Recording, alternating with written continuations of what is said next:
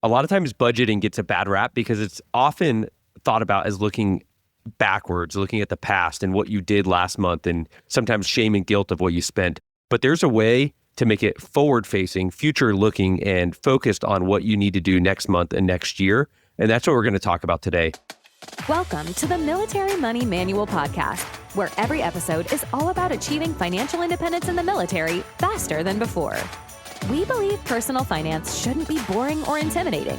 Building wealth can be simple, and financial freedom is the ultimate financial goal. Now, here's your hosts, Spencer and Jamie. So here's how you can give every dollar a job, and this process will help align your money with what matters most to you. And it's very simple. As you do your budgeting, or you do your conscious spending plan, or you do your spending plan, whatever you're going to call it, all you need to do is have a handful of categories, and you look at what expenses are coming up soon in the future. What's important to you next week, next month, and when maybe those bills or that party you want to host, when is that due? When's that expense coming? And then you align those priorities with the money that you have and figure out what gets funded first. Okay, episode over. That's pretty much all it takes. That's great, Jamie. Yeah, I think, people like to make this super complicated and build the spreadsheets and everything. And people like to say budgeting is a bad word, but I've never thought it's a bad word. But that's why we have a podcast about money. I think in Ramit Sethi's new book, he says anecdotally less than 1% of people can stick to a budget. And I think that's probably pretty high, actually. I don't know. I don't know many people who actually stick to a budget, but I do know people who can implement a spending plan, or can implement a savings plan, or can save for goals, or can just make sure that they're not living paycheck to paycheck, right? And when I first joined the military, that was my life, is I was paying off a lot of student loan debt. My wife's student loan debt, we ended up paying over six figures, over $100,000 of student loan debt.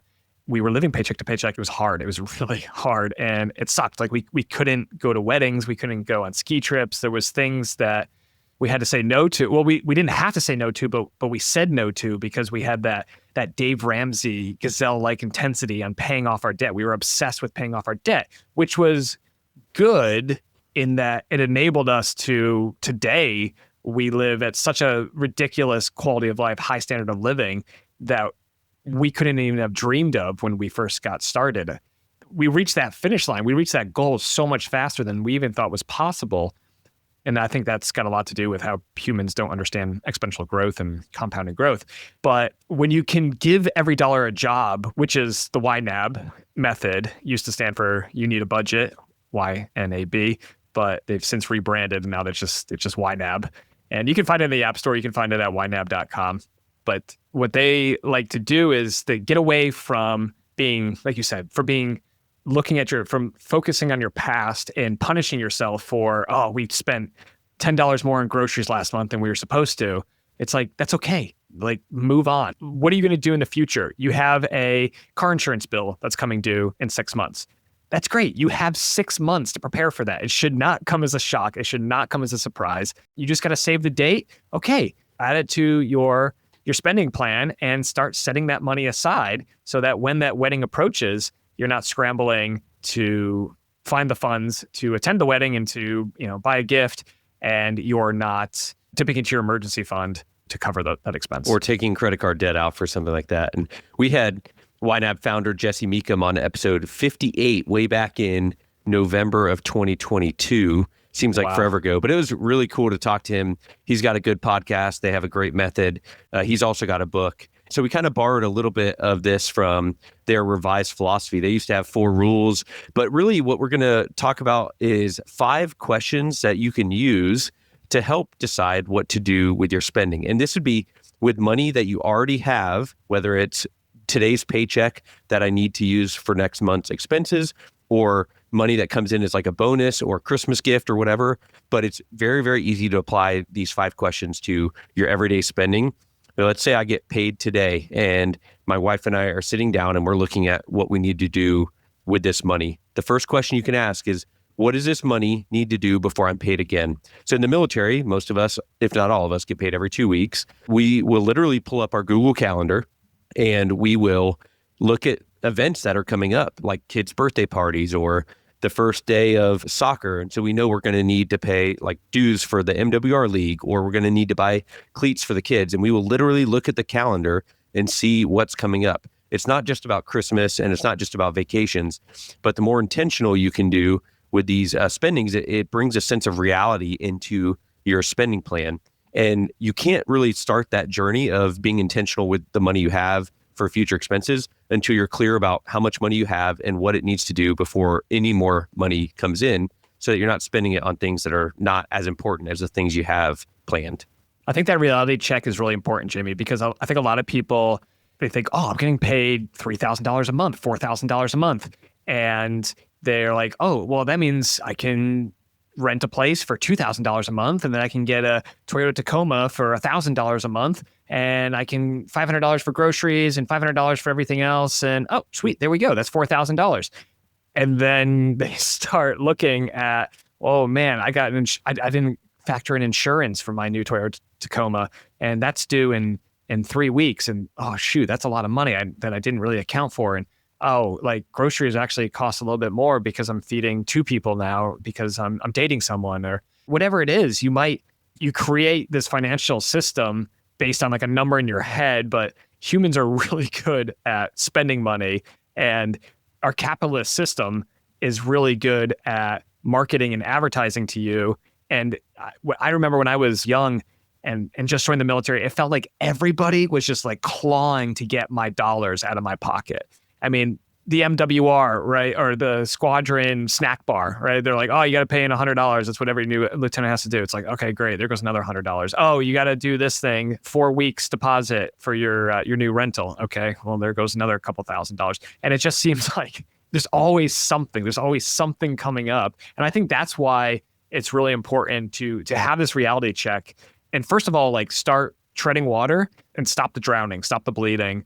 Put on your own oxygen mask and just take a good hard look at, how overstretched are we here? Or maybe you're one of those lucky people that hasn't overstretched themselves, and you're going to have plenty of money to cover the next couple weeks of expenses. And in the military, we're lucky because we get paid on the 1st and 15th of every month, and have been even through government shutdowns. Sorry, Coast Guard, not exactly true for you. But for most of us, even to the government shutdowns, we still get paid.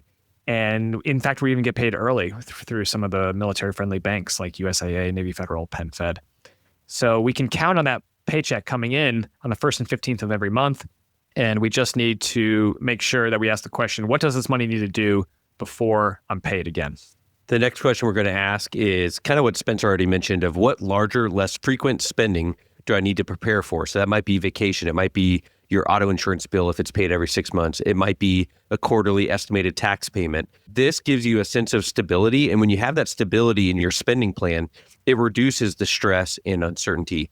It helps you anticipate upcoming expenses, and you can start with setting small and manageable amounts of money aside so that $600 bill is only $100 a month, which is much more reasonable for most of us to tackle. It takes away the emotional trauma or the dramaticness of saving up for an expense because you know about it. Whether it's saving for Christmas gifts, you can start right now and set aside $200 a month for 10 months and you'll have a substantial Christmas fund.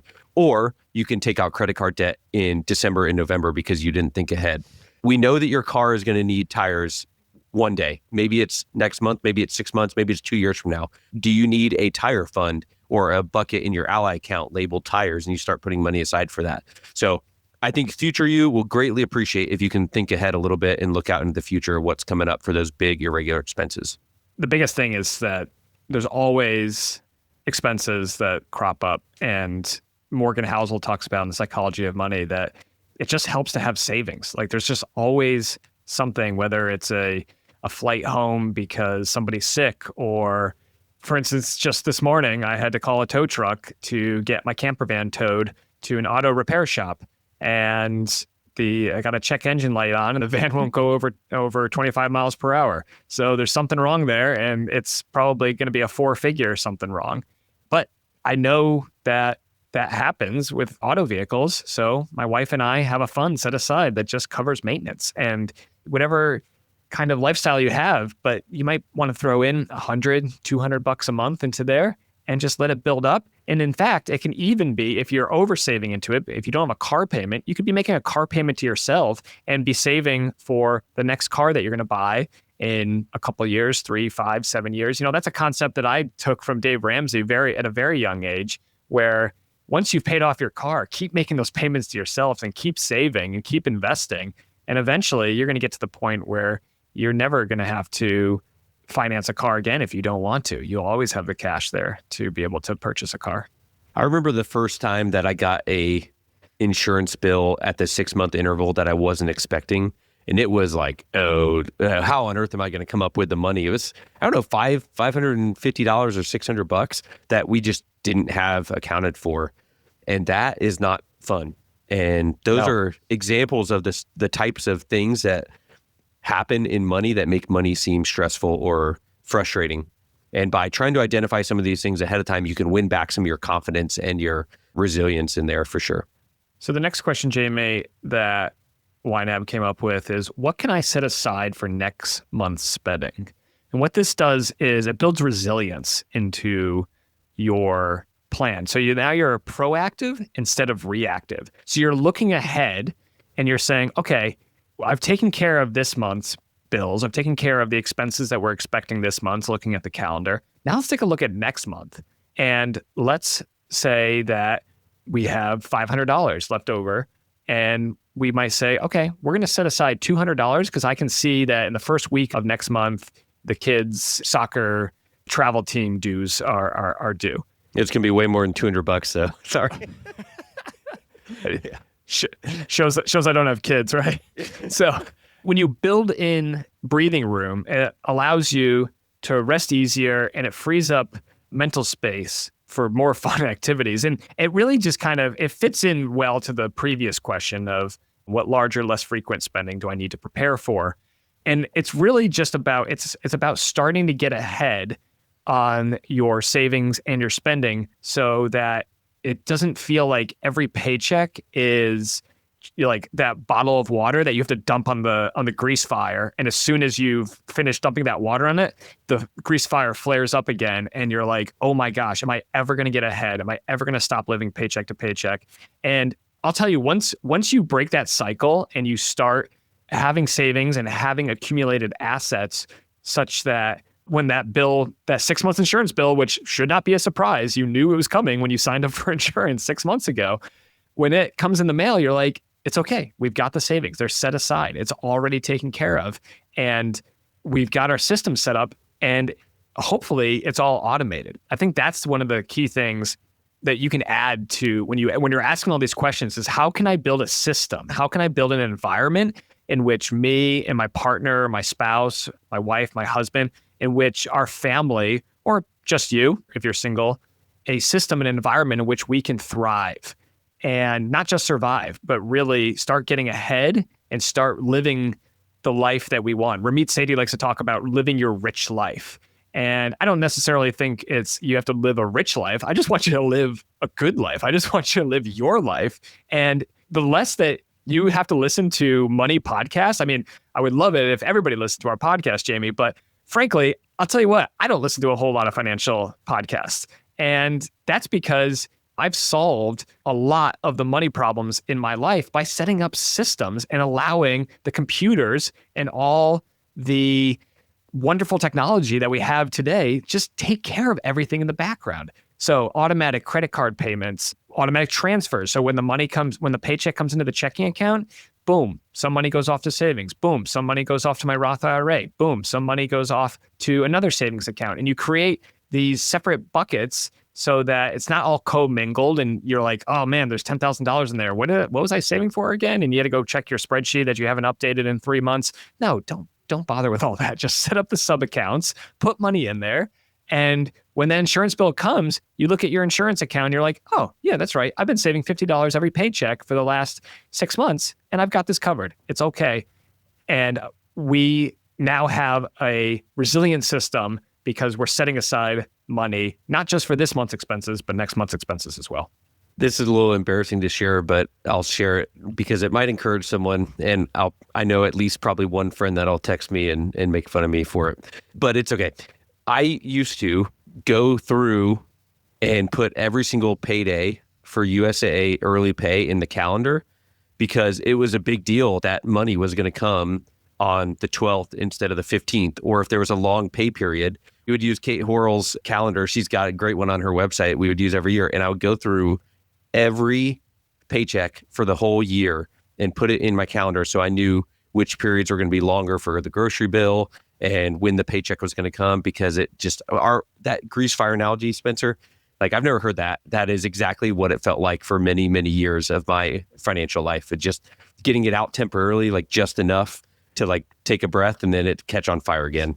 I wonder what it is, Jamie. Like, I felt like I was fighting the grease fire for basically until I was a captain. Maybe it's just the income. It was our debt, probably. Like if we didn't each have debt. Well, yeah, okay, that's true. If we didn't have debt, then that probably would have really. If we didn't have the career starter loan, we'd had an extra, $500 a month instead of paying USAA. I mean, I guess that's probably what it was. It was once the debt was paid off, the incomes were shooting up. Then, yeah, I guess the gap really opened up there. Jeremy Schneider, because we're contractually obligated to mention him on every podcast, from the Personal Finance Club. I'm not getting a kickback from that. What do you know? Oh, you're not? Oh, sorry. Check's in the mail. I'll send it. But, he likes to talk about how there's only 2 rules to personal finance. And rule number 1 is spend less than you earn. And that's what like all of these questions that YNAB is, you have to go back to rule number 1, right? You have to be spending less than you earn. And once you can, the more that you can increase that gap between what you're earning and what you're spending, it's 2 variables, right? Like, not to give you PTSD with algebra from 8th grade, but you have the income, right? And the great thing about being in a capitalist society is you can increase that income number almost infinitely. Whereas the expenses, yeah, you can decrease them, but you can't decrease them to 0. Like, there's always something that you need to buy. And in fact, the older I get, the less I really think that 0 should be your goal. To harken back to Ramit Sethi, he likes to talk about cut mercilessly on the things that you don't value. You can spend extravagantly on the things you do value. And he gives the example of this is a guy who's a multimillionaire and he drives a 19-year-old Honda Accord, which I think you also drive, Jamie, if that's... It's not quite that old, but it is a Honda Accord, yes. I think that's like 2 or 3 episodes in a row you made fun of me for my car, by the way. Bully. I love the Honda Accord. I think it's a great car. But the point there is that you shouldn't be trying to cut back in every category. If you have a family of 5, newsflash, groceries are going to cost you some money. And in fact, they're probably going to cost you a substantial amount of money. I mean, the 3 largest expenses of any American household are housing, food, and transportation. I think it's actually housing, transportation, and then food. But those are the largest spending categories and have been for years. If you can get those right, those 3 categories right, then you can kind of worry a little bit less about the other categories.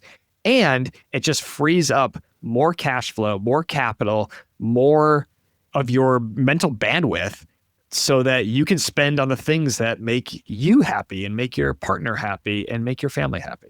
Which is a perfect segue to the prioritization discussion here. So the next question is, what goals, large or small, do I want to prioritize with the money I have right now?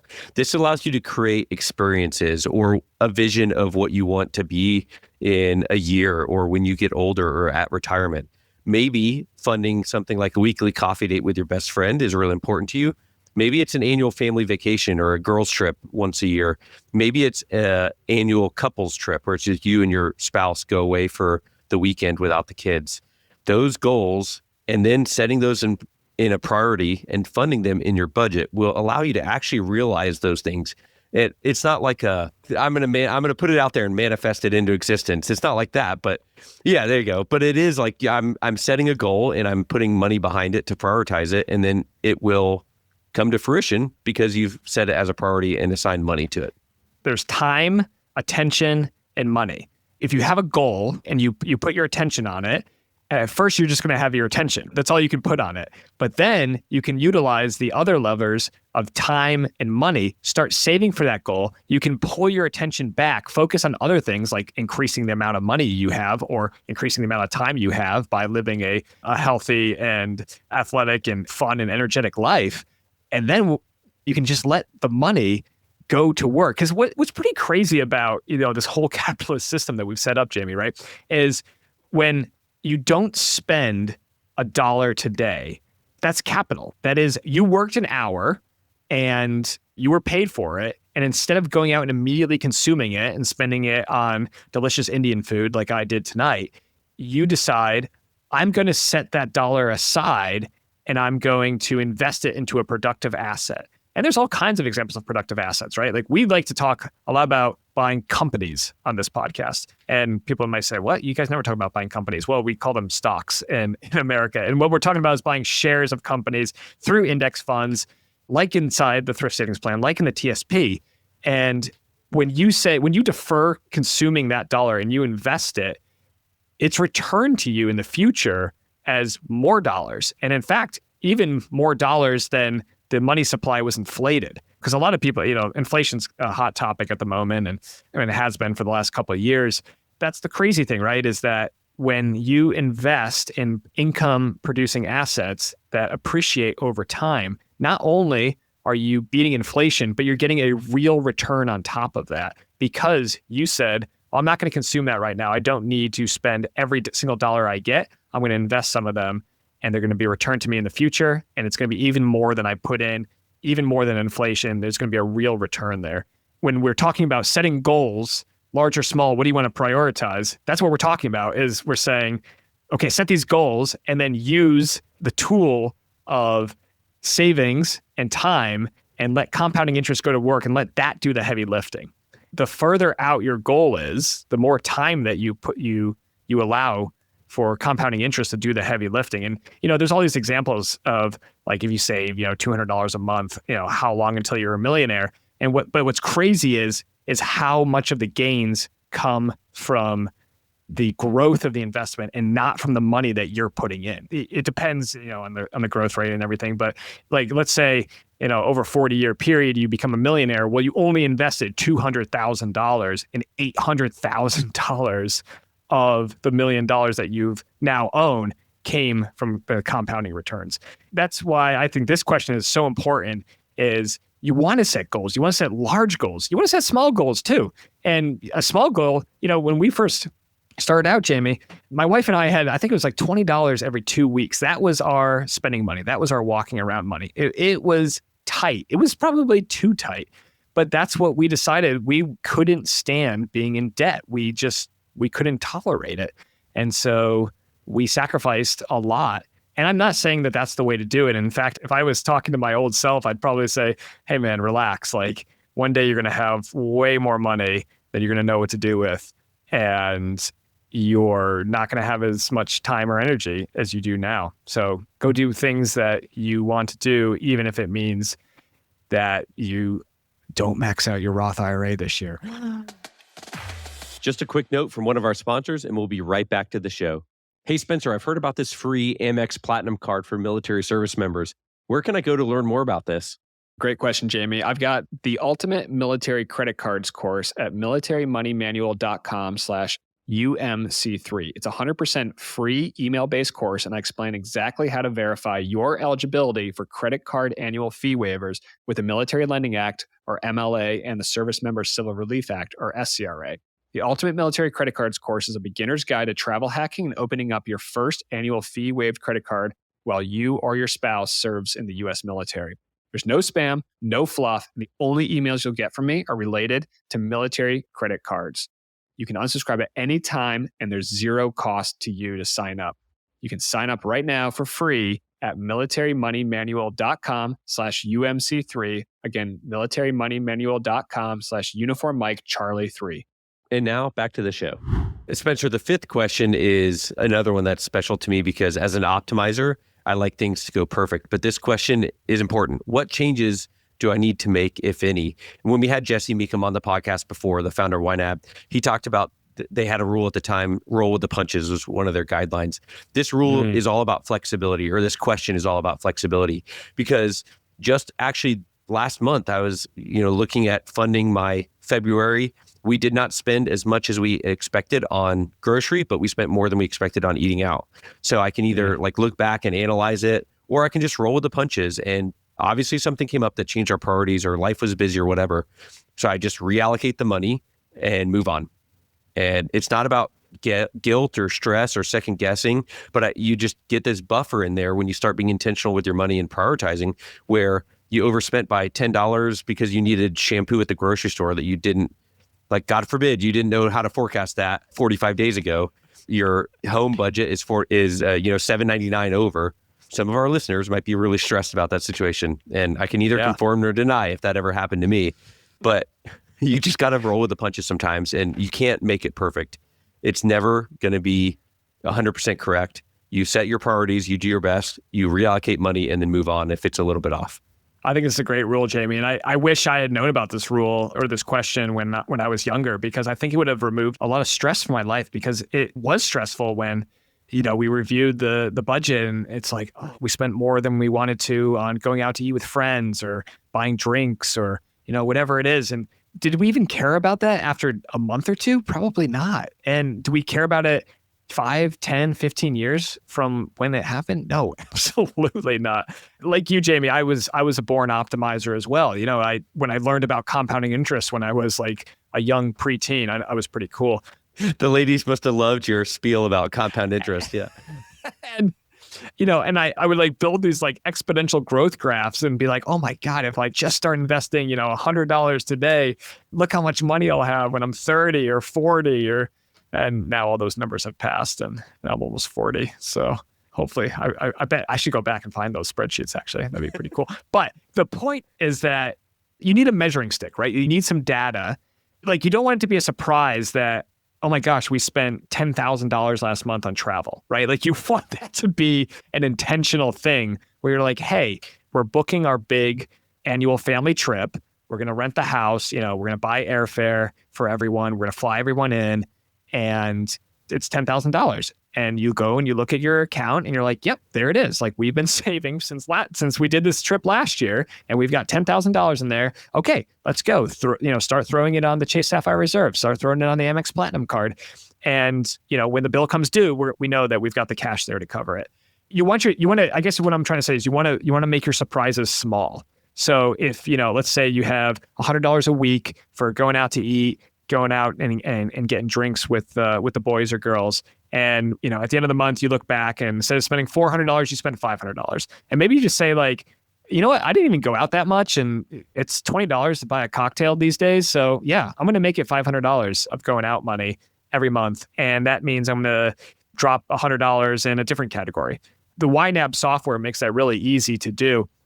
I personally use Monarch money. I think it costs about $100 a year. And I really just use it for tracking purposes, right? There's a number in my head of how much I want to be spending a month. And I want to know when we go over that number, and I want to know early, and I want to know why it happened. And usually it's travel. We always blow the budget on travel, and that's okay. But I just want to be able to talk to my wife about it and be like, hey, we just booked those tickets and it costs this much. Those tickets are for 6 months from now, so I guess we don't have an expense to worry about 6 months from now when we're on the flight. But we need to know what's happening with our money, and we need to then say, okay, maybe that's it for booking travel this year. Maybe we need to slow down, or maybe we just need to cut back in another area because we want to do more travel. Whatever it is, you just want to have the data so you know what categories you're prioritizing and making sure that they align with your values. That's the really big thing, Spencer. I think as we start to wrap up, is the spending that you do and the priorities that you set as you're asking these questions. It's all about knowing yourself and what you want out of life, for your family, out of your experiences with your friends, how you want to travel the world or not. Like, whatever it is for you, you're doing it intentionally. It's aligned with your values, which are different than mine or different than Spencer's, or sometimes different than your spouse's even. And you just got to talk through that. But it's the life that you want to live with intentional spending, which you can do. You just got to set priorities. You can't do everything. You can't afford everything, but you can afford anything. Is that the saying? Did I get it right? I don't know if I fully believe that, but if you set a priority, you can do it. You just might have to sacrifice it with other things. So I guess I agree with that in that part of it. But the benefits of spending in alignment with your values will be felt throughout all areas of your life. It could be your relationships. You'll sleep easier at night. You won't be as stressed. You can be more confident. You can be a better example about money for your kids and your family. They're not going to hear you guys fighting over money anymore. because you guys are setting priorities and moving on. And it just brings a sense of like peace and less stress to the budget. But you have to set those priorities. You have to be intentional with it. And your future self is really going to thank you when you look ahead and identify the needs for the next month, 6 months, 12 months, 5 years from now. And, if you're going to separate from the military 3 years from now, it would be completely reasonable to start putting money aside every month now. Yeah. And that will take away a huge amount of stress for that massive transition in your life. And that's really what it's all about, is just finding a way to make it not stressful and being intentional with the needs that are coming up in the future. We've been big fans of the unbudget or the reverse budget, in which we set a high savings rate and then we just kind of let our spending naturally fall into the categories that it falls into, as long as we're still maintaining that high savings rate. And it's still important to me and to my spouse to track what categories we're spending in, just so that we're aware of how much our lifestyle costs. And again, to make sure that if we're spending thousands of dollars a month on going out to bars and clubs when neither of us drink, that's probably a misalignment of our spending with our values. A lot of my recent expenses has been sports equipment and training for various sporting events, hiring coaching and transportation and nutrition and all these things that go into doing sporting events. And it costs money but I can see it in my budget and I can say, yes, that is what I want to be spending my money on. That's not what my wife wants to be spending her money on. So that's coming out of my personal money. It's not coming out of our joint money. But, some of the things she'll say, oh, that can be a joint expense, right? Because she wants to encourage me to achieve my goals and achieve my dreams, and to make sure that our spending is aligned with building the life that we want. These are some great questions, Jamie, that YNAB put out. So we'll just review them again from the top. What does this money need to do before I'm paid again? So this is a great question. As soon as you get paid on the 1st or the 15th, or a little bit early if you bank with USAA and Navy Federal. By the way, USAA and Navy Federal, reach out if you want to sponsor the podcast. What larger, less frequent spending do I need to prepare for? What can I set aside for next month's spending? That's all about building resilience into your financial life. And then what goals, large or small, do I want to prioritize? And what changes do I need to make, if any? I think these are great questions, Jamie, to reflect on what's about to happen, what happened recently, and then what you're going to actually do about it. And that's a big thing that I think comes away from when people say they hate budgeting and they hate tracking their expenses or whatever. It's because it's like, well, what do you do with the data? And this gives you a framework where it's like, this is what you're going to do. You need to make sure that when your money comes in, that it is assigned a job and that it goes and does that job for you to do several things. Make your life easier, make your life more enjoyable, put food on the table, put a roof over your head, pay the electrical bill. I mean, there's so many things that money needs to do for you. It is such a useful tool, but if you're misusing it, or you're not using it, or you're afraid of it, or you're avoiding it, it can't do its function. It's like a carpenter who's like, I don't use a hammer. I'm a screwdriver guy. I'm only using screwdrivers. And it's like, what? You're a carpenter. You got to use a hammer. If you're in modern society, if you're in the U.S. military, full stop. Well, we can just, because that's our audience, right? If you're a military spouse, or you're an active duty, guard, reserve, or a vet, you are in a society where money is your hammer and everything is a nail, and you need to be able to use your tool and use it wisely. But it's okay, to automate some of this, to buy a nail gun, put that to work, get some of the work off your chest. Like, this doesn't have to be an elaborate system. Honestly, Jamie, I think I probably spend about 15 minutes a month managing my money system and 15 minutes a year managing my investments. And that's it. It's looking at the data as it comes in automatically. It's just making sure that the spending is set up the way I want, that the auto payments are still doing their thing, which they never fail to do. And my asset allocation is still set up the way I want. And then when I have new capital coming in, it's automatically invested the way that I want. It's all about keeping it low cost, automated, diversified, simple, the LADS method of financial management, the LADS method of investing that I talk about in my book, The Military Money Manual. these questions from YNAB. I think these are a great tool, especially if you're hosting a monthly money meeting with your partner. And Jamie and I would really encourage any of you who are in a relationship, especially when there's shared expenses, or you're married, or you're in a long-term relationship, committed relationship, you got to be having these conversations. It's insane to me that people don't combine finances and don't talk about money, or there's like, oh, well, she's the money, she's the spreadsheet one. I just bring it in and she handles all the investments and all the bills and everything. And I don't really look at that kind of stuff. That doesn't work anymore. You're a carpenter and you need to understand how to use your hammer. Thanks so much for tuning in to this episode of the Military Money Manual podcast. If you're enjoying the show, please feel free to rate, subscribe, and leave a review wherever you listen to your podcasts. This helps others find the show, and we really appreciate it. Thanks again for tuning in, and we'll catch you in the next episode. The views and opinions presented here are those of the speakers and do not necessarily represent the views of the DoD or its components. Reference to any commercial products or services does not constitute DoD endorsement of those products or services.